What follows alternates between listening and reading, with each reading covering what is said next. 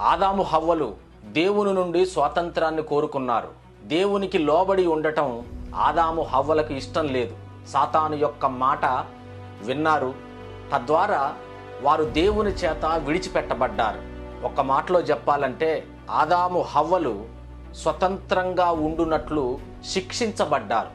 స్వేచ్ఛానుసారంగా ఉండగోరువాడు లెస్సైన జ్ఞానమునకు విరోధి అని దేవుని వాక్యం సెలవిస్తుంది. స్వేచ్ఛగా ఉండాలనుకునేవాడు, పై విచారణకర్త ఎవరు ఉండకూడదు అని అనుకునేవాడు స్వతంత్రుడు కాడు గాని స్వతంత్రుడుగా ఉండునట్లు శిక్షించబడ్డాడు. తనను తాను నడిపించుకోలేని వాడు తప్పకుండా గృహ నిర్వాహకుల యొక్కయు సంరక్షకుల యొక్కయు స్వాధీనములో ఆధీనములో ఉండాలి. నడిపించటానికి మనకు నాయకులు కావాలి. మనం స్వతంత్రాన్ని కోరుకుంటాం, కానీ దేవుడు మనం తన మీద ఆధారపడి జీవించాలని ఆశపడుతుంటాడు.